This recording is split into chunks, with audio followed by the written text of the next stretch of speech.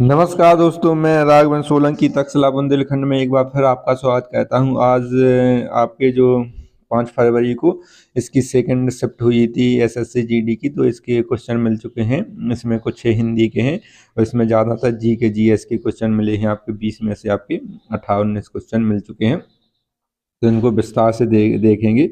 और जितने भी जो पीछे शिफ्टें हो चुकी हैं उनका भी एनालिसिस करवा दिया गया है, उनको भी ज़रूर देख लें। जब आप हमारा चैनल सब्सक्राइब करेंगे तो आपको सबके सब आपके वीडियो आपके पास आने लगेंगे।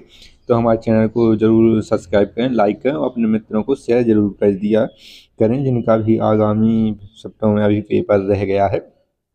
तो देखिए, हम आपको जल्दी जल्दी क्वेश्चन बताएंगे और इनके आंसर बताएंगे, इनके फैक्ट भी बताते जाएंगे जो आगामी परीक्षाओं में और भी पूछे जा सकते हैं। तो आइए चलिए, पहला क्वेश्चन है, द्रौपदी मुर्मू भारत की प्रधान राष्ट्रपति बनने से पहले किस राज्य की राज्यपाल थी? ये आपका द्रौपदी मुर्मू जब बनी थी उससे वहाँ से उस टाइम भी बहुत ज़्यादा ये चर्चा में रहा था और ये क्वेश्चन बार बार पूछा गया था कि किस देश के राज्यपाल रही थी। तो द्रौपदी मुर्मू भारत की 15वीं राष्ट्रपति के रूप में कार्यरत हैं। वह 2015 से 2021 तक झारखंड की 9वीं राज्यपाल थी, झारखंड की राज्यपाल थी। और ये निवासी कहाँ की थी, इनका आधार कार्ड कहाँ का है, तो ये उड़ीसा की रहने वाली हो जाएंगी। कहाँ आपकी ये छत्तीसगढ़ की रहने वाली हो जाएंगी। कहाँ से? छत्तीसगढ़ से आती हैं, तो ये ध्यान रखना है। अगला क्वेश्चन हो जाएगा इसमें, वह राष्ट्रपति नामांकित होने वाली अनुसूचित जाति की पहली सदस्य थी। वह स्वतंत्र भारत में जन्मी राष्ट्रपति और इस पद को धारण करने वाली सबसे कम उम्र की व्यक्ति हैं। सबसे कम उम्र की व्यक्ति कौन है? ये बन चुकी हैं। और प्रथम महिला राष्ट्रपति कौन थी? प्रतिभा देवी सिंह पाटिल। और इनका कार्यकाल 2007 से 2012 तक रहा था। ये भी ध्यान रखना है आप लोगों को, ये भी पूछा जा सकता है। प्रथम राष्ट्रपति कौन थे भारत की? तो याद रखना है प्रथम महिला। पहली पंचवर्षीय योजना कब शुरू की गई है? पंचवर्षीय योजनाओं से लगातार क्वेश्चन पूछे जा रहे हैं कि कौन सी योजना अपने समय से पहले समाप्त हो गई थी, कौन सी योजना का कार्यकाल कब से कब तक है। यहाँ से योजना पर एक विस्तार से वीडियो ला देंगे, तो इसको ज़रूर देख लें। उसमें भी इसमें पूछा गया है कि प्रथम पंचवर्षीय योजना का कब शुरू हुई थी? 1951 से लेकर 1956 तक ये इसका कार्यकाल था। तो 1951 में यह हेरात डोमर मॉडल पर आधारित थी और कृषि इस पे विशेष बल दिया गया था। कृषि के लिए इसमें विशेष जो तौर पर बल दिया गया था, क्योंकि भारत उस समय जब देश स्वतंत्र हुआ था कृषि प्रधान देश था। और पहली पंचवर्षीय योजना का उद्देश्य कृषि विकास था। योजना का उद्देश्य देश का औद्योगिक विकास और तीसरी योजना लागू करना था। अगला क्वेश्चन आ जाता है, टाइम्स आउट किस खेल से संबंधित है? बास्केटबॉल से। टाइम्स आउट क्रिकेट से जुड़ा एक नियम है। इसमें आपका टाइम्स आउट, इसमें बास्केटबॉल भी दे रहा है। इसमें टाइम्स आउट क्रिकेट में आउट होने का एक दुर्लभ चर्चित है। इसमें बिना गेंद के या बिना बॉल के यहाँ पर आउट हो जाते हैं स्वयं व्यक्ति, उसको टाइम आउट कहते हैं। और टाइम आउट होने वाले पहले व्यक्ति श्रीलंका के बल्लेबाज एंजेलो मैथ्यू थे। एंजेलो मैथ्यू 2023 के वनडे वर्ल्ड कप में बांग्लादेश के खिलाफ खेले गए मैच में टाइम आउट हुए थे। टाइम आउट होने के बाद खिलाड़ी बिना गेंद का सामना किए आउट हो जाता है। टाइम आउट डायमंड या प्लेटिनम डक का एक मामला है, तो ये इसको जरूर देखें। अच्छे क्वेश्चन पूछे जा रहे हैं, बहुत ज़्यादा अंदर के पूछे जा रहे हैं। इसमें 2021 के जो वित्तीय वर्ष है उससे क्वेश्चन बन रहे हैं, 2019 वाले भी बन रहे हैं, जो कोरोना टाइम था उस समय से क्वेश्चन पूछे जा रहे हैं। अगला क्वेश्चन आ जाता है, 2011 की जनगणना के मुताबिक किस राज्य में पुरुष और महिला साक्षरता दर में सबसे ज़्यादा अंतर है? अगर पुरुष की यहाँ पर 90% है तो महिला की यहाँ पर 46 के आसपास होना चाहिए। तो इसका अंतर पूछ रहा है कि सबसे ज़्यादा कौन सी में राज्य में है, तो राजस्थान राज्य में हो जाएगा। इसके बाद पुरुष साक्षरता दर कितनी है? 79.19 थी, वहीं महिला 52.12 थी। तो इसका अंतर कहेंगे तो ये सभी राज्यों में सबसे ज़्यादा अंतर माना गया निकला है। 2011 की जनगणना के अनुसार निम्नलिखित में से किस राज्य में पुरुष और महिला साक्षरता के बीच प्रतिशत दर में सबसे कम अंतर है, तो मेघालय हो जाएगा, ये ध्यान रखना है। अगला क्वेश्चन आ जाता है, इसमें दर से है, भारत की कितनी है, 74.04%, पुरुष की कितनी है, 82.14। इसको जरूर देख लीजिए अपने उसमें, जरूर इसको लिख लीजिए, तो देखिए ये है। और यहाँ पर महिला की 65.45 है, केरल की 94 ये आपकी साक्षरता दर कुल है, ये औसत है पूरे भारत का, ये केरल की है। ये आपकी केरल की सबसे ज़्यादा शिक्षित साक्षरता है, तो ये यहाँ से क्वेश्चन पूछा जाता है। सबसे कम कहाँ की है, बिहार की, तो ये भी याद रखना है। और महिलाओं में कहा जाए सबसे कम कहाँ की है, तो राजस्थान की, ठीक है।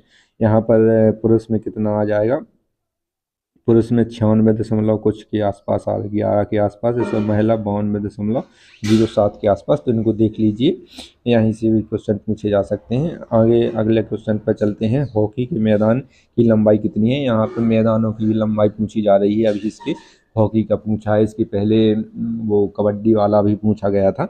तो हॉकी की फील्ड की लंबाई 91.4 मीटर होती है, हॉकी की फील्ड की चौड़ाई 55 मीटर होती है। तो इनको ध्यान रखना है, जौन सा भी उस लंबाई या चौड़ाई में से किसी एक का पूछा गया था, तो जो भी ऑप्शन में हो आपको उसको जरूर टिक किया होगा आप लोगों ने। और अंतर्राष्ट्रीय मैचों के लिए फुटबॉल मैदान की लंबाई 100 से 110 के बीच और चौड़ाई 64 से 65 के बीच होती है। जो आपके राष्ट्रीय राजकीय स्तर के मैदान होते हैं उनकी कम होती है, जो अंतर्राष्ट्रीय होते हैं उनकी बड़ी होती है चौड़ाई। और इसके बाद आगे चलते हैं, अगला क्वेश्चन आता है, स्नेल के नियम को और क्या कहते हैं। इसको स्नेल द्वारा खोजे गए अपवर्तन के नियम को स्नेल का नियम भी कहा जाता है। विलेब्रोड में ये आपका बताया गया है। इसमें आगे देखते हैं, स्नेल का नियम प्रकाश के अपवर्तन से जुड़ा है। यह नियम बताता है कि जब प्रकाश की किरण एक ही रंग की होकर किसी सीमा तल पर पड़ती है, तो आपतन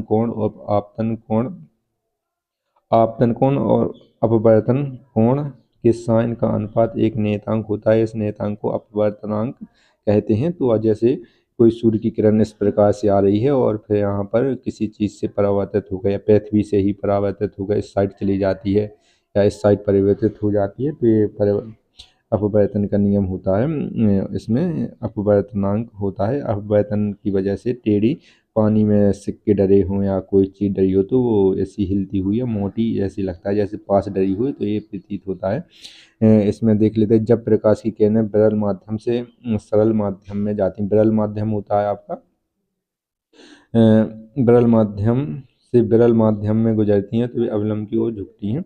मतलब विरल से विरल में जाएंगी तो आपकी झुकेंगी। जब प्रकाश की किरणें सघन माध्यम से विरल माध्यम में जाती हैं, जैसे ये सघन माध्यम, सघन मतलब घना हुआ, तो यहाँ से जाएंगी तो अवलंब से दूर हटती हैं। ये कैसी हैं, अवलंब से दूर हटती हैं। तो इस प्रकार अगला है, कच्छ का रण उत्सव किस महीने में मनाया जाता है। तो ये गुजरात का प्रमुख कच्छ एक क्षेत्र है, वहाँ पर दलदली क्षेत्र है, आप समुद्र के किनारे पड़ता है, बिल्कुल तट पर है। तो यहाँ पर कच्छ का रण उत्सव हर साल नवंबर के आखिर में होकर फरवरी के महीने तक मनाया जाता है। यह उत्सव 3 महीने तक चलता है। इसे व्हाइट डेजर्ट फेस्टिवल भी कहा जाता है, व्हाइट डेजर्ट, ये ध्यान रखना है। अगला क्वेश्चन आ जाता है, कृष्णा नदी के किनारे कौन सा नृत्य किया जाता है। तो रासलीला, जो कृष्णा नदी जो रासलीला जिसमें कृष्ण जी और राधा जी की रासलीलाएं की गई हैं। रासलीला भगवान कृष्ण और राधा जी की पर आधारित एक पारंपरिक नृत्य है। यह उत्तर प्रदेश में बहुत प्रसिद्ध है। कुचिपुड़ी एक शास्त्रीय नृत्य है जो आंध्र प्रदेश में उत्पन्न हुआ था। इस नृत्य का नाम आंध्र प्रदेश के कृष्णा जिले के कुचिपुड़ी गांव के नाम पर रखा गया। तो ये भी याद रखना है, आगे ये भी पूछा जा सकता है। अगला क्वेश्चन है, संभाग के रायगढ़ घराने के कथक नर्तक पंडित रामलाल बरेठ को 2024 में कौन सा पुरस्कार से सम्मानित किया। पद्म श्री से इनको सम्मानित किया गया। ये 132 पुरस्कार दिए गए हैं। इसमें आगे देखते हैं, इसमें होगा 132 पद्म पुरस्कार दिए गए हैं, जिसमें 5 पद्म विभूषण हैं, 17 पद्म भूषण हैं और 110 पद्म श्री हैं। तो इनकी संख्या भी पूछी जा सकती है, इनको भी याद रखना है। 2024 के पुरस्कार विजेताओं में 30 महिलाएं, 30 महिलाओं का भी पूछा जा सकता है। तो इसमें कौन कौन है, पद्म विभूषण वाले मोस्ट हैं, इसमें 5 को दिया गया है। श्रीमती विजया बाला वाली एक कला से तमिलनाडु से, इनको ये आपकी नर्तक हैं भारतनाट्यम की।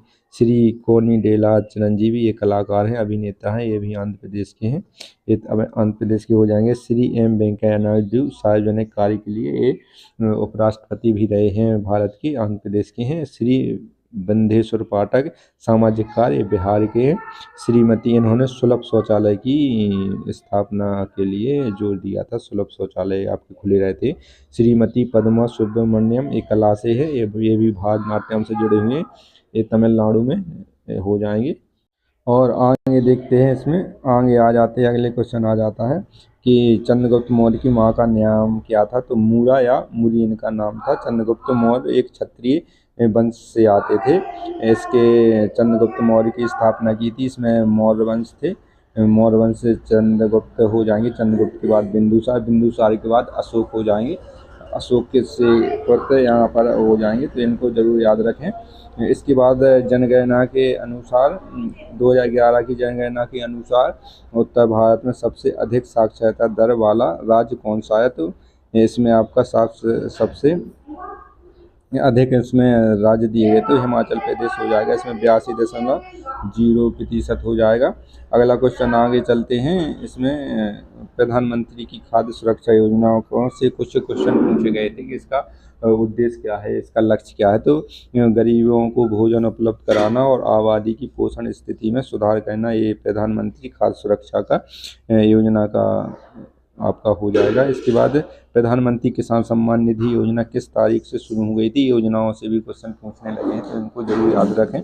24 फरवरी 2019 को नरेंद्र मोदी ने उत्तर प्रदेश के गोरखपुर से, ठीक है, उत्तर प्रदेश के गोरखपुर से 1 करोड़ से अधिक किसानों को 2000 की पहली किस्त हस्तांतरित करके इस योजना का शुभारंभ किया। तो 2-2 हज़ार रुपये हर आपकी 4 माह में डाले जाते हैं, एक साल में 3 किस्तें डाली जाती हैं 2-2 हज़ार की। जो लघु किसान है, सामान्य किसान है, बड़े सबके लिए आती हैं ये किसान। इसके बाद भारत के महान न्यायवादी से क्वेश्चन पूछा गया था, अटॉर्नी जनरल, कि भारत के राष्ट्रपति द्वारा अनुच्छेद 76 के अंतर्गत की इसका नियुक्ति की जाती है। अनुच्छेद 76 और 78 में इसको बताया गया है। 78 में उसमें ये लोकसभा में भाग ले सकता है, वहाँ पर बोल सकता है, लेकिन वोट देने का अधिकार नहीं है। इसमें 78 में कहा गया है महान न्यायवादी से संबंधित वह राष्ट्रपति प्रसाद पर्यंत, मतलब राष्ट्रपति की इच्छा अनुसार अपने कर जो इसका पद होता है उस पर रहता है, उसे मत देने का अधिकार नहीं होता है। संसद में ये बोल सकता है, वहाँ पर सुन सकता है, बैठ सकता है, लेकिन वहाँ पर मत देने का अधिकार नहीं होता है।